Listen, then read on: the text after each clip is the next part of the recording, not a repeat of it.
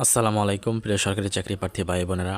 আজকের এই নতুন সরকারি চাকরির সার্কুলার নিয়ে আসলাম। আজকেরটি হলো মন্ত্রিপরিষদ বিভাগ, এই সরকারি চাকরি। আবেদন শুরু করবে, শেষ করে বিস্তারিত আলোচনা করব, তাই বিশাল একটি সুযোগ এবং চাকরিটা অনেক ভালো। তাই অবশ্যই ভিডিওটি না টেনে পুরো ভিডিও দেখার অনুরোধ রইল। 1 নম্বর 60 মুদ্রাক্ষরিক কাম কম্পিউটার অপারেটর 5 জনকে নেবে।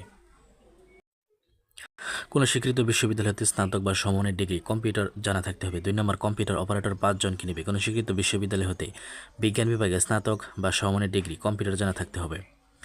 ক্যাটালগার 1 জনকে নেবে। কোনো স্বীকৃত বিশ্ববিদ্যালয় হতে অন্যান্য দ্বিতীয় শ্রেণী বা সমমানের সিজিপিএ সহ যে কোনো বিশেষ স্নাতক ডিগ্রি এবং কোনো স্বীকৃত প্রতিষ্ঠান ইনস্টিটিউট হইতে গ্রন্থাগার বিজ্ঞানী ডিপ্লোমা। 4 নম্বর ক্যাশিয়ার 1 জনকে নেবে। কোনো স্বীকৃত বিশ্ববিদ্যালয় হতে বাণিজ্য বিভাগে স্নাতক ডিগ্রি কম্পিউটার পরিচালনায় দক্ষতা থাকতে হবে। 5 নম্বর অফিস সহকারী কাম কম্পিউটার মুদ্রাক্ষরিক 20 জনকে নেওয়া হবে। কোনো স্বীকৃত বোর্ড হইতে উচ্চ মাধ্যমিক সার্টিফিকেট বা এসএসসি পরীক্ষা উত্তীর্ণ কম্পিউটার জানা থাকতে হবে। ডাটা এন্ট্রি বা কন্ট্রোল অপারেটর 2 জনকে নেবে। কোনো স্বীকৃত বোর্ড হইতে উচ্চ মাধ্যমিক সার্টিফিকেট বা সমমানের পরীক্ষায় উত্তীর্ণ এবং কম্পিউটার মুদ্রাক্ষরিক প্রতি মিনিটে থাকতে হবে আর কি। সবচেয়ে বড় পদ অফিস সহায়ক গ্রেড 20 24 জনকে নেবে। কোনো স্বীকৃত বোর্ড হইতে মাধ্যমিক সার্টিফিকেট বা সমমানের পরীক্ষায় উত্তীর্ণ এসএসসি পাশ হলে কিন্তু এই পদটাতে আবেদন করতে পারবেন, কোনো প্রকার অভিজ্ঞতার প্রয়োজন নেই। এরপর একটা তোষাখানা জাদুঘর 1 নম্বর মডেলার 1 জনকে নেবে। কোনো স্বীকৃত বিশ্ববিদ্যালয় হতে চারুকলা বিষয়ে অনন্য স্নাতক ডিগ্রি। তারপর স্টোর কিপার 1 জনকে নেবে। কোনো স্বীকৃত বিশ্ববিদ্যালয় হতে বাণিজ্যে ন্যূনতম অনন্য স্নাতক ডিগ্রি। 3 নম্বর অফিস সহকারী কাম কম্পিউটার মুদ্রাক্ষরিক 2 জনকে নেবে। কোনো স্বীকৃত বোর্ড হতে উচ্চ মাধ্যমিক সার্টিফিকেট পরীক্ষা উত্তীর্ণ কম্পিউটার চালানোর দক্ষতা থাকতে হবে। 4 নম্বর গ্যালারি অ্যাটেন্ডেন্ট 4 জনকে নেবে। কোনো স্বীকৃত বোর্ড হতে উচ্চ মাধ্যমিক সার্টিফিকেট বা সমানের পরীক্ষা উত্তীর্ণ। 5 নম্বর ডাটা এন্ট্রি বা কন্ট্রোল অপারেটর 1 জনকে নেবে। ইলেকট্রিশিয়ান 1 জনকে নেবে। কোনো স্বীকৃত বোর্ড হইতে মাধ্যমিক স্কুল সার্টিফিকেট বা সমানের পরীক্ষা উত্তীর্ণ, কোনো স্বীকৃত ইনস্টিটিউট হইতে ইলেকট্রিক্যাল ট্রেড কোর্স সার্টিফিকেট এবং ইলেকট্রিক্যাল লাইসেন্সিং বোর্ড হইতে লাইসেন্সপ্রাপ্ত। 7 নম্বর রিসেপশনিস্ট 1 জনকে নেবে। কোনো স্বীকৃত বোর্ড হইতে উচ্চ মাধ্যমিক সার্টিফিকেট বা এসএসসি পরীক্ষা উত্তীর্ণ, ইংরেজিতে কথোপকথনের দক্ষতা। প্রকাশনা সহকারী 1 জনকে নেবে। কোনো স্বীকৃত বোর্ড হইতে উচ্চ মাধ্যমিক সার্টিফিকেট বা সমানের পরীক্ষা উত্তীর্ণ।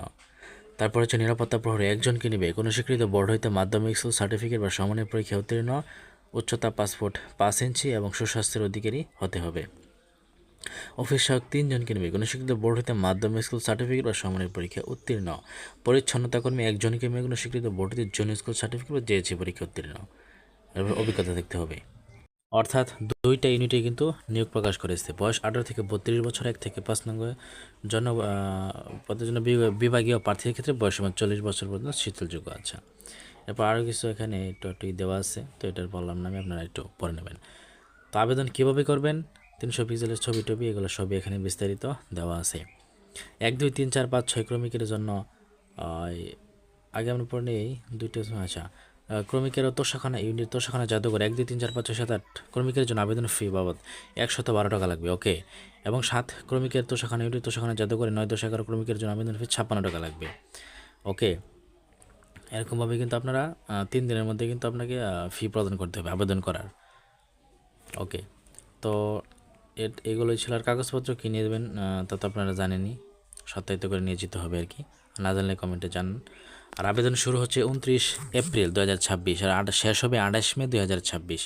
ঠিক আছে, 28 মে 2026 তারিখে শেষ হবে আর 29 এপ্রিল কিন্তু শুরু হবে। তো যাই হোক বন্ধুরা, এই সার্কুলারটি আপনার কেমন লাগলো, ভালো লাগলো কিনা অবশ্যই কমেন্টে জানাবেন। কোনো কিছু না বুঝলে অবশ্যই কমেন্টে জানাবেন, বোঝানোর চেষ্টা করব।